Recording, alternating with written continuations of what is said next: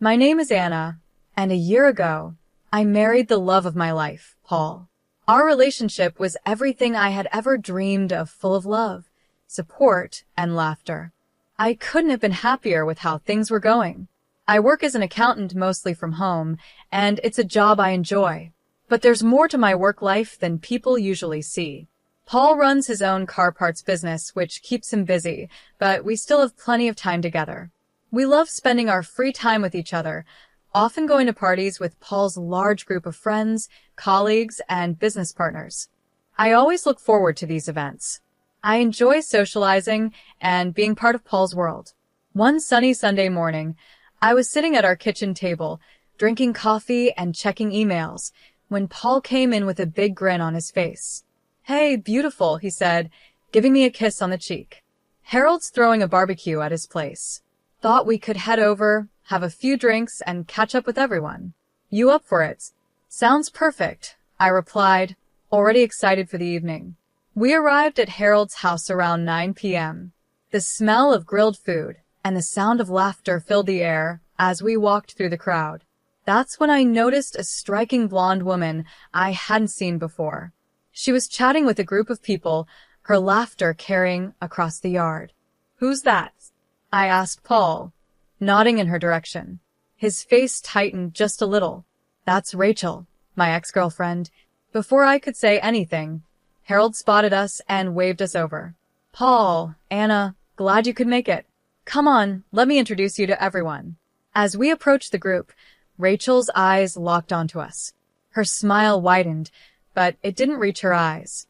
Well, she said in a voice that sounded overly sweet, "if it isn't Paul and his wife." The way she said wife made it sound like a bad word. I forced a smile, not wanting to let her bother me. "Nice to meet you, Rachel," I said. I extended my hand and said, "I'm Anna." Rachel looked at my hand like it was dirty, then turned back to Paul.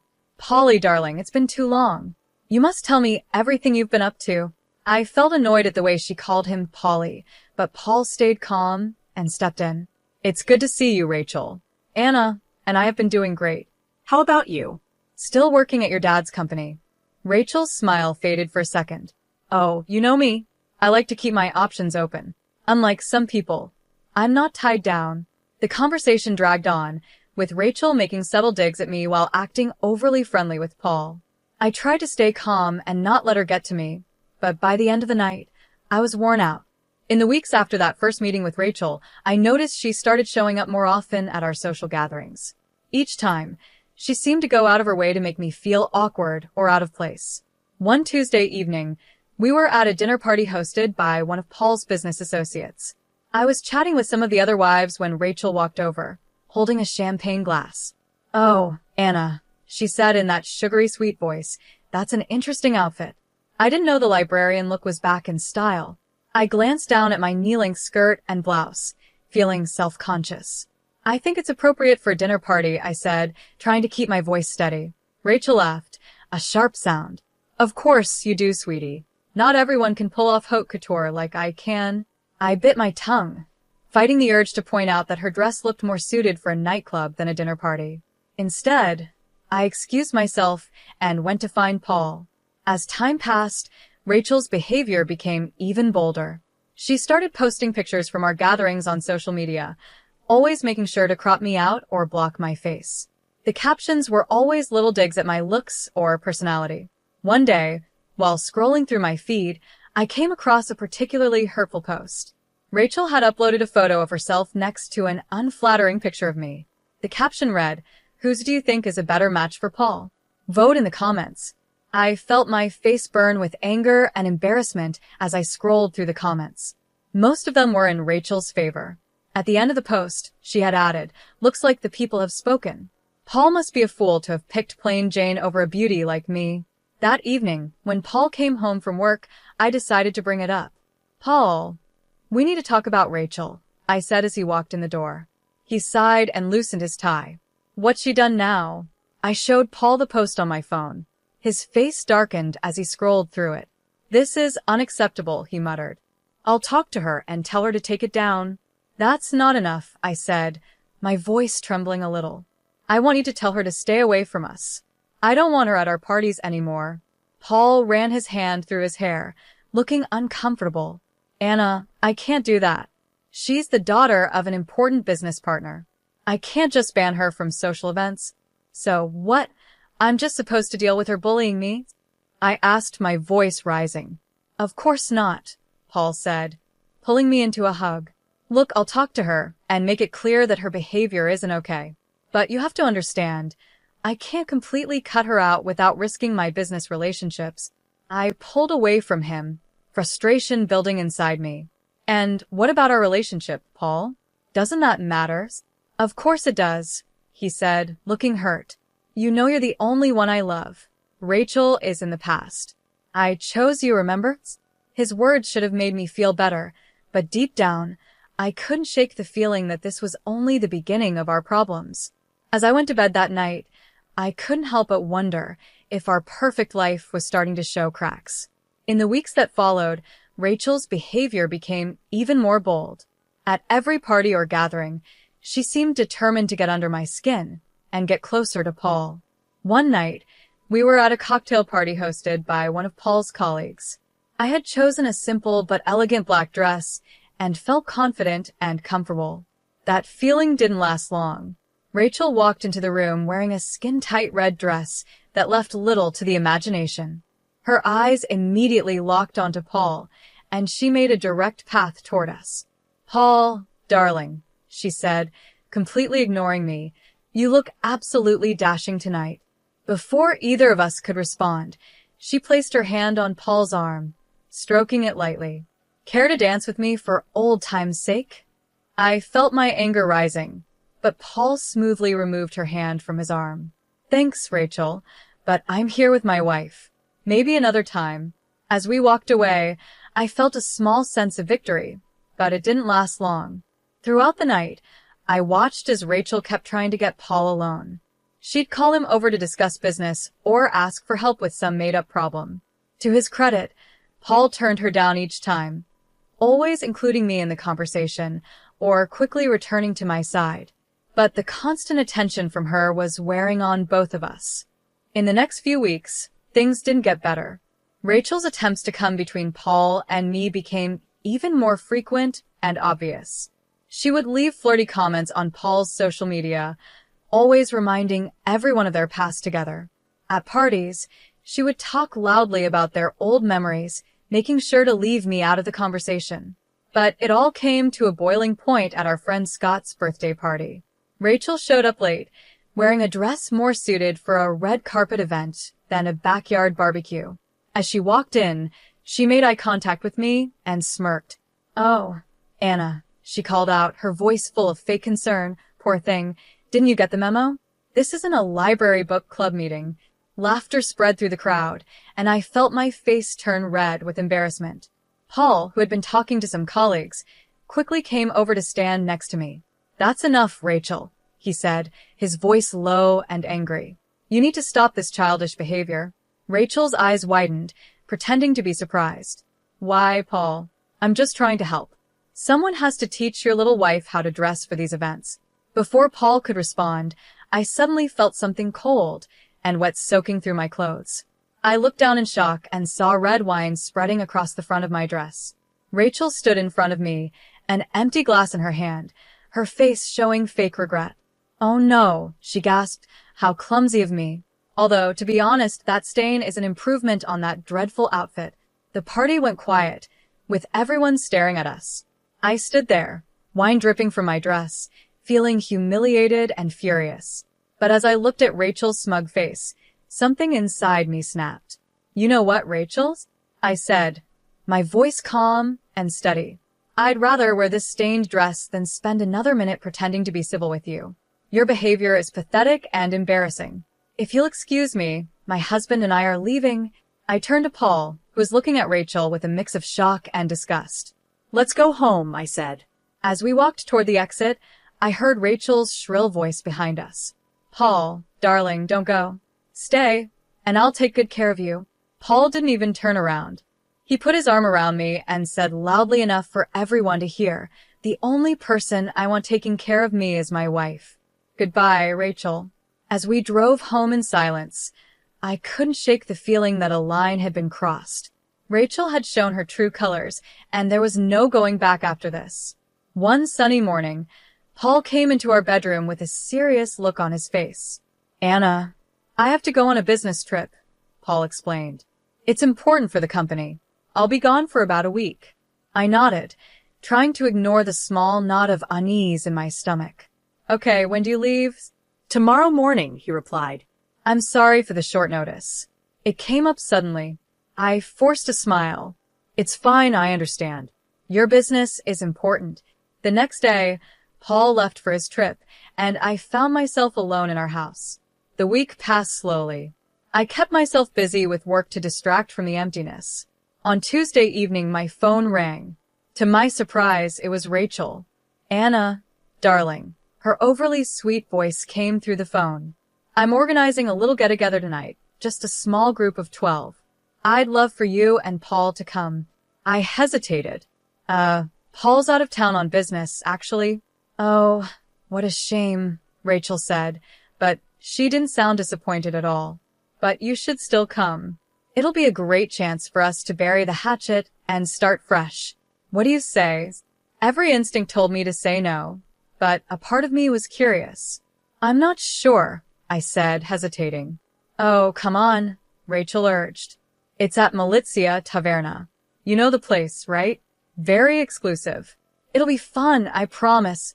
At the mention of Malizia Taverna, I couldn't help but smile a little. "All right," I said, making a quick decision. "I'll be there." "What time?" "Wonderful," Rachel exclaimed. 9 o'clock, don't be late." At exactly 9 o'clock, I walked into Malizia Taverna. I saw a cheerful group of Paul's friends, 12 people, including Rachel, sitting at a table. For a moment, I thought maybe everything would go well. But as I walked closer, my heart sank. There was no place set for me at the table. Rachel stood up, her eyes gleaming with malice. "Oh, Anna," she said loudly, her voice filled with fake concern. "I'm afraid there's been a misunderstanding. You see, we're full up here, no room for extras." She spun around, showing off her designer dress. "This is a place for people who belong, Anna. Beautiful people, successful people. Maybe you should try the diner down the street. I hear they make a great hot dog." The table went silent. Everyone looked uncomfortable, but no one spoke up. I laughed, genuinely amused by Rachel's pathetic attempt to embarrass me. Then, I turned and called out, "Excuse me, could I speak to the restaurant manager, please?" The manager quickly approached our table, professional and polite. "Is there a problem here?" he asked, looking between Rachel and me. Before Rachel could say anything, I smiled at him. "No problem at all. I was just wondering if I could join this lovely group for dinner." The manager smiled kindly at me. "Of course, madam.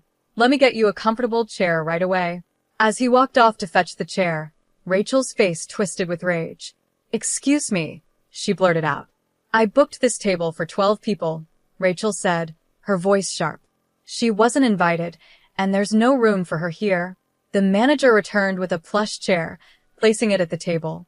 "I apologize for the confusion," he said politely, "but Madam has the right to sit at any table she wishes.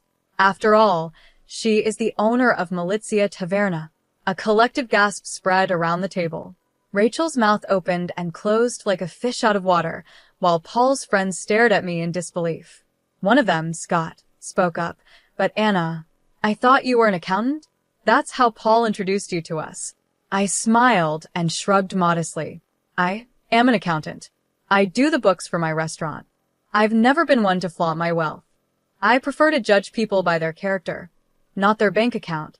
Rachel's face turned a deep shade of red, a mix of embarrassment and anger. The mood at the table changed instantly. Paul's friends, who had stayed silent during Rachel's rude comments, now hurried to invite me to join them. "Anna, please sit with us. We'd love to hear more about your restaurant," one of them said. "I can't believe we never knew this about you." I raised a hand, smiling gently. "Thank you for the invitation, but I think I'll pass. I just wanted to stop by and say hello." I turned to the manager and added, "Please make sure my husband's friends are well taken care of. The bill is on me tonight." As I prepared to leave, I couldn't resist adding, Oh, and Rachel, there's a lovely diner down the street. I hear they do a great hot dog. You might want to try it sometime. With that, I left the restaurant, leaving behind stunned silence and a very humiliated Rachel. When Paul returned from his business trip a few days later, I told him about the incident over dinner. You should have seen her face, Paul, I said, laughing. I don't think I've ever seen anyone turn that shade of red. Paul shook his head, chuckling. I can't believe she thought she could embarrass you like that. You handled it perfectly, Anna. As we finished our meal, I felt a deep sense of satisfaction. Rachel's attempt to humiliate me had backfired in a spectacular way, and it had brought Paul and me even closer together. Weeks flew by after the incident at Malizia Taverna.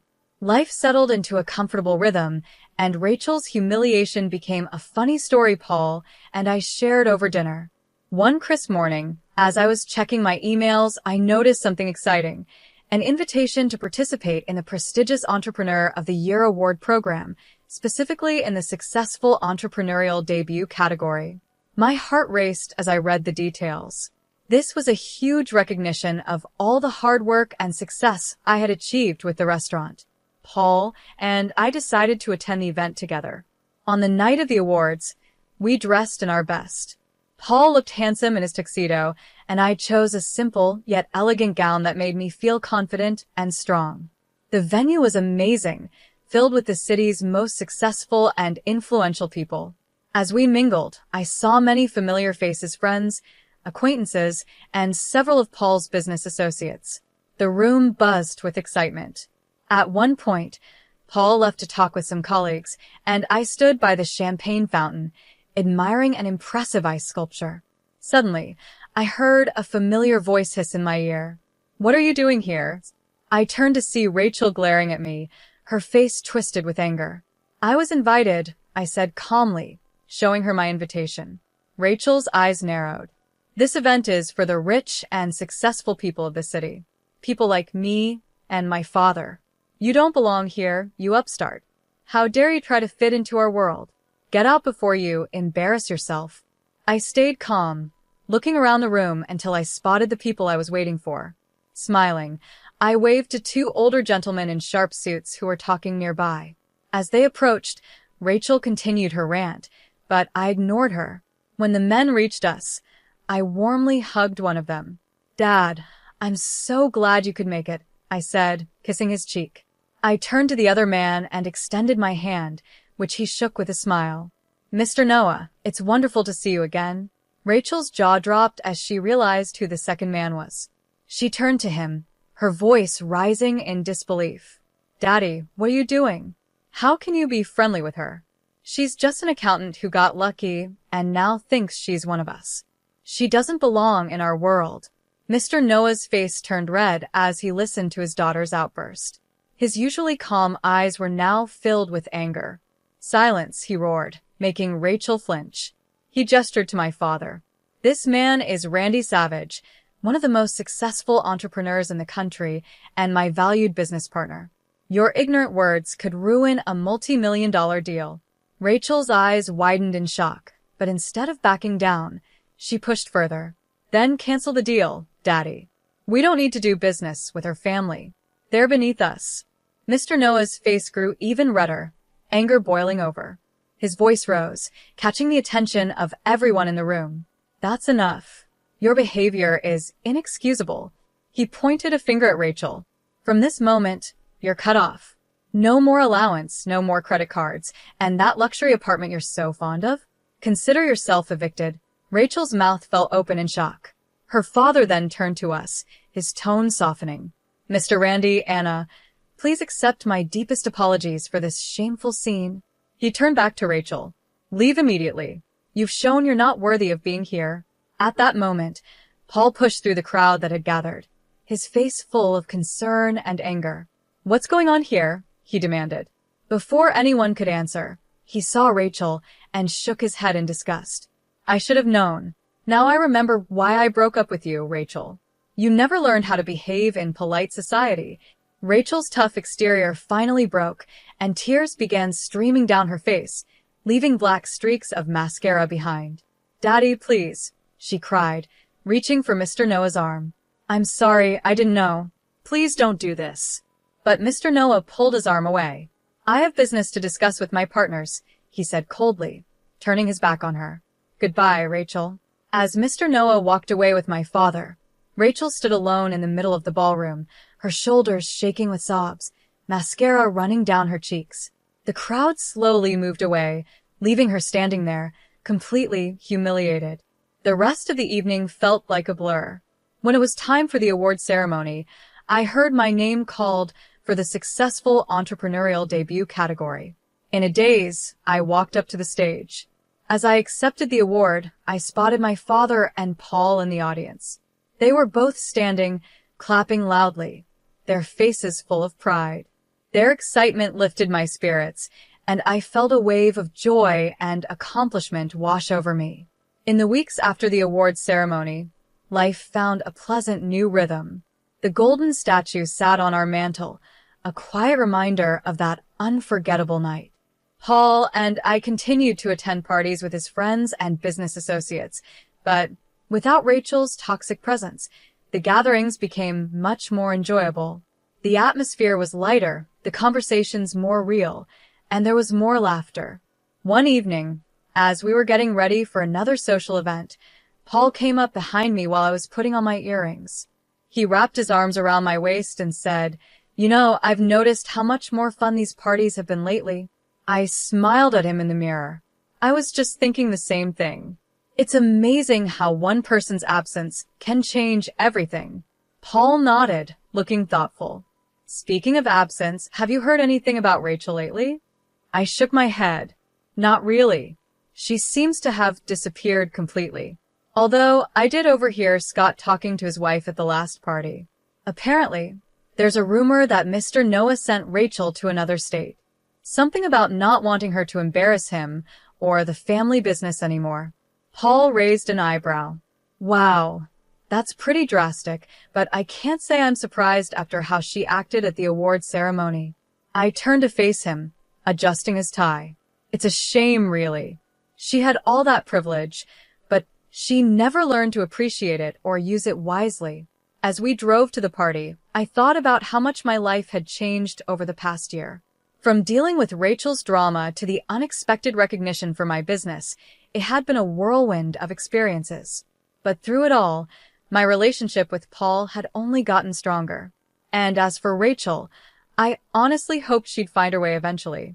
Everyone deserves a chance to grow and become a better version of themselves.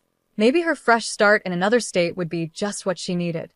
For now, though, I was happy to enjoy this moment dancing in my husband's arms, surrounded by friends, and feeling grateful for the life we had built together.